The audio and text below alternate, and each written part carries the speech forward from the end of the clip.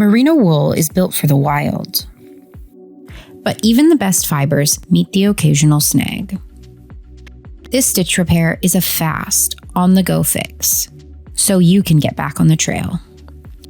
We're using a vibrant thread to clearly show the stitches, but if you can match the thread to your garment, you're guaranteed a barely there repair, like this one.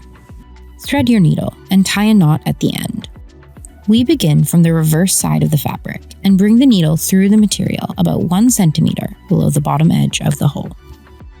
We're going to be making tiny stitches, placing the needle through just a couple of loops in the material. Beginning just above where we started, we'll make these stitches further and further apart from one another, creating a diamond shape over the hole. As you work, leave these stitches loose, tapering them wider apart so that when you reach the hole, you have a couple of millimeters between your stitches and the edge of the hole. As you continue over the hole, begin to taper your stitches closer together. Once your stitches are a couple of millimeters apart, use your thumb and forefinger to hold the tail of your thread at the base of the work. And with your other hand, gently pull your stitches together, transforming the long loose stitches into a single seam. To finish the repair, bring your needle to the back of the fabric and make a couple of knotted stitches.